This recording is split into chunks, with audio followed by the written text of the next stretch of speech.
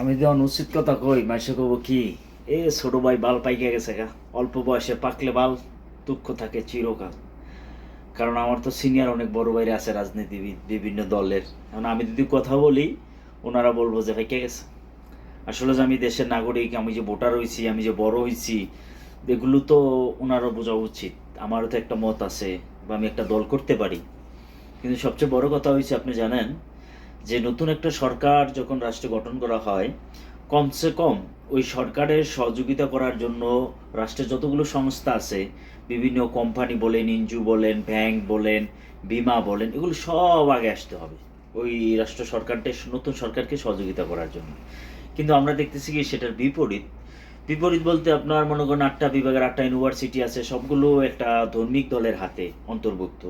যারা চায় না খুন খারাপি, তারা চায় না এদেশের মানুষ নির্যাতিত হোক, তারা এটা চায় না।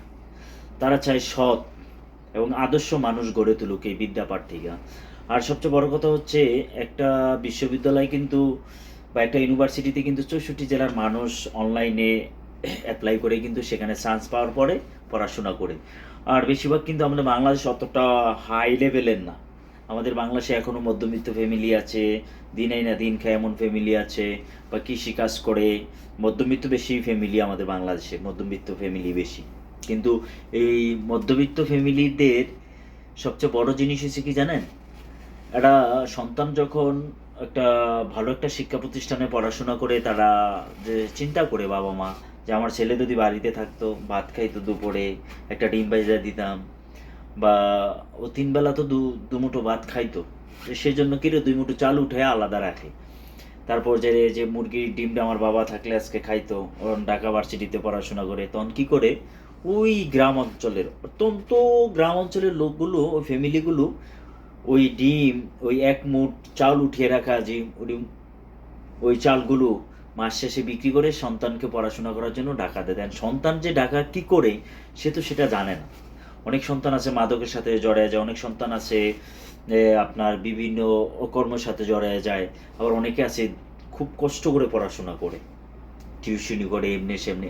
ওই যে জমানো টাকাগুলো বাবা মা যে সন্তানকে দেয়, সন্তান যে ঢাকা ইউনিভার্সিটিতে পড়াশোনার মাঝে মাঝে যে নেশায় আসক্ত। এখন একটা রাজনৈতিক দলগুলো এই বিভিন্ন ভার্সিটি থেকে আপনার, রাষ্ট্র তো জানেনই আগে সরকার কোন পজিশনে নিয়ে গেছে, ওই সময় ওই ছাত্রগুলো ভার্সিটিতে, আপনি জানেন ঢাকা ভার্সিটিতে দেশে 40 থেকে 50 হাজার স্টুডেন্ট আছে। তারপর ওই যে আপনার 15 থেকে 20 হাজার স্টুডেন্ট আছে জগন্নাথে। এরকম বিশ্ববিদ্যালয়গুলো থেকে বিভিন্ন জেলা থেকে আসা ওই বাবা মার সঞ্চয় করা টাকাগুলো দেয়, ওরা ওগুলো দিয়ে নেশা করে এবং রাজনীতিদের এই পকেটে যায়। এই 8টা ভার্সিটি থেকে প্রতিদিন প্রায় কমসে কম 2 থেকে 3 কোটি টাকার নেশা বিক্রি হতো এই ছাত্রদের মাধ্যমে। আর ওই নেশাগুলোর টাকাগুলো রাজনীতিবিদদের পকেটে যেত। আর এগুলো তো হচ্ছে না। একটা রাষ্ট্র নতুন সরকার ক্ষমতায় আসলে এবার যে বাংলাদেশের সর্বোচ্চ সর্ব উপর লেভেলে যে ব্যাংকটা ইসলামী ব্যাংক, এটাও বাংলাদেশ জামাত ইসলামের হাতে। এবার বিভিন্ন বড় বড় কোম্পানিগুলো, বিভিন্ন বড় বড় সেক্টরের হসপিটালগুলো, এগুলো জামাতের হাতে। এখন একটা সরকার চালাইতে এলে তো এগুলো দরকার। এখন জামাত তো মাইর খাবেই, যেহেতু তাদের এই সৎ মানুষের হাতে এগুলো।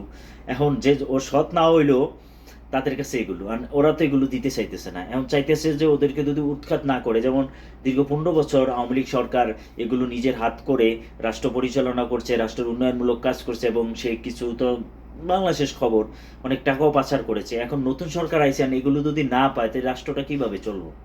আপনার 8টা ইউনিভার্সিটিতে যে টাকাগুলো আসে মাদকের থেকে, এমনি ইনকাম, ফুটপাতের ইনকাম, এই ইনকাম মনে করেন যে দুর্নীতির ইনকাম, সব মিলিয়ে জিলেই তো এগুলো সব বন্ধ। এখন জামাতরে যদি না সরাতে তো এগুলো তো তারা বন্টন করতে পারবো না, এগুলো তো তারা ভাগ করে খাইতে পারবো না।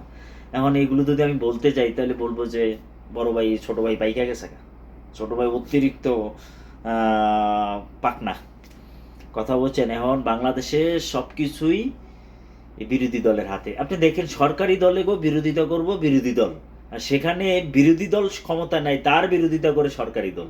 কারণ সরকারি দলের চেয়ে দ্বিগুণ সম্পত্তি বিরোধী দলের হাতে।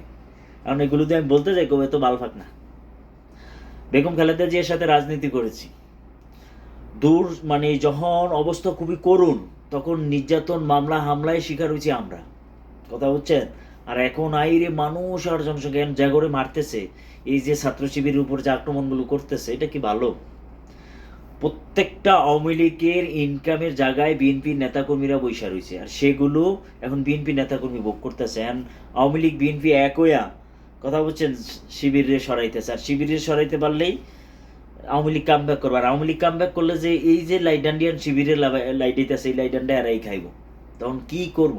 তাদের কি করণীয় থাকবো? আফসোস এই জাতির জন্য। কথা বুঝছেন? বইলে আর বুঝাইতে পারবো না, জাতি আমাকে ভালো হইতো না। সৎ মানুষের মূল্য নাই সমাজে।